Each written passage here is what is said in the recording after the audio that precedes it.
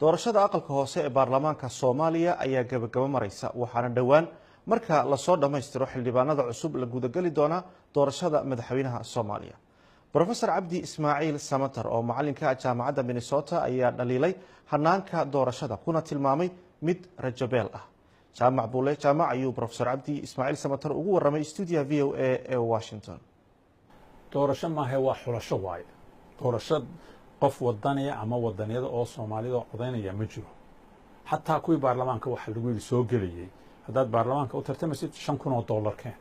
ayaa lagu oranaya. haddaad madaxweyne u tartamaysid $10,000 keen. marka cid lacag haysata ama tooda ha noqoto lacagtoodii ha noqoto ama lacag meel kale laga soo qaaday ha noqotee kuwaasa meesha loo xalaaleynaya way. marka waxa weeyaan ma arkayo Ilaahay waxaan ka baryayaa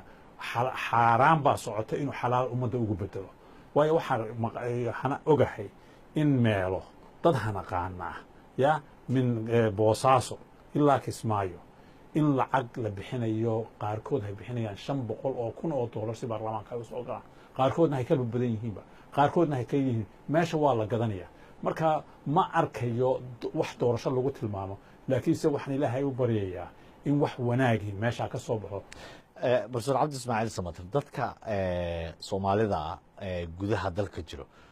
waxaan filayaa inaad hore u maqashay aqoon-yahaniinta waxay u sameeyeen si ay ugu yeereen duuniyahan waxay aad ugu mashquulaan sidii ay dhaqaale uga sameyn lahaayeen ama ay u dhaliili lahaayeen maamulada jiro halkii haddii مثلا dawladda la soo dhiso 4 sano ee soo socota ay la shaqeyn lahaayeen dawladda oo isku day lahaayeen inay tabo dhaliishaas sax ma tahay waxa weeye saxna way tahay khaladna way tahay anu tilmaamahan iska soo qaado anu noqdo kii wakiilka ka ahaa kuwan la cambaareynaya waxbay barteen la leeyahay soo ma garan waxa weeye horta marka tidaahid war waxaas uu khaldan yahay macnaheedu ma aha dadkan baad dhaliilaysaa maaha waxaad rabtaa in waxaan la saxaad rabtaa soo ma garan anigu waxaan isku dayay inaan Xasan Sheekh dawladdiisa la shaqeeyo muddo hore inta 2 sanadood dambe maaha waxaan arkay wixii la ii sheegaaba wixii la sheegayay maaha waa wax kale waaye ajenda kala la wataa marka inaan meesha ku ceeboobo lacagna kama rabin mushaharana kama rabin marka waxa weeyaan haddii anigu han tilmaami waayo waxa khaldan oo fursad haysta oo ummadda wax gashatay yaa tilmaami waayo taasi waa ta koobaad dad fara badan oo aan waxba ka noqon adduunyada kale oo meesha ku noqday oo kiishitaana way jiraan oo waxay dadku sheegayaan wax weyn ayaa arrintaa ka jira waayo dawladdu inteeda badan waxay u badan tahay qolooyinkeenii dibadda ka tegay meesha ku noqday waxay dadkuna sheegayaan waxa weeyaan waxaan sameeyaa 3 biloodba mar baan wadanka tagaa walaal jaamaco 760 qof ayaan wareystaa had iyo jeer waxaan ka bilaabay 12kii ilaa Augustii dhaweyd bishii 8aad dhaweyd ayaan wareystaa 3 bilood maxay waxaan hayaa ilaa 40 su'aalood baan weydiiyaa maalintii la qabtay waa la hayay kacsanaa aad baa loo rajo weynaa aad baa loo filayay wax ka duwan wixii hore inay yimaadaan waxaad moodaysaa filashadaasi inayna xaqiiq ku dhisnayn oo dawlad saboola oo waxba haysan oo arkaantii aan u dhisnayn in waxaasoo dhan laga filo dee waxay ahayd waxaan xaqiiq ahayn laakiinse waxay iimaan iyo edeb bay filayeen marka madaxweynaha ka warrama ra'iisul wasaaraha ka warrama waxa ka warrama su'aalahan soo wada dhaqaaluhu siduu yahay maalintii waxaad moodaysaa 80% ya halkaasay marisay maalintii ugu dambeysay bishii 8aad ya 4 qof baan helay oo wax wanaaga sheegay wala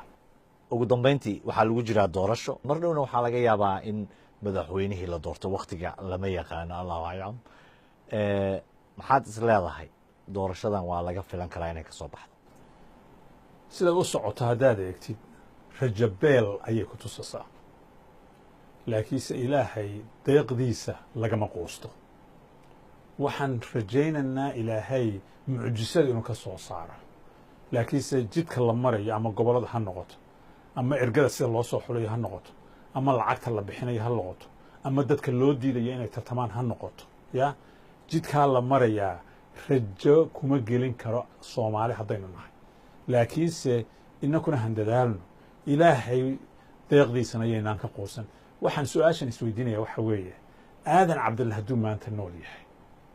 muxuu oran lahaa tolo markaan aragnay wuxuu ka baqanayay Ilaahow meesha cawradayda ku astur anigoon cawradayda dibadda u soo bixin Ilaahow iga kaxee muxuu odhan lahaa maanta ya hadalkamuu soo baxeen ee wuu barooran lahaa maanta ummaddaydii sidee ayay u geeriyootay buu odhan lahaa maanta dee waxa weeyaan madaxda ka tarjumi lahayd dareenka caynkaasi ma joogaan maanta nasiib darro ee ilaahay faraj ha bixiyo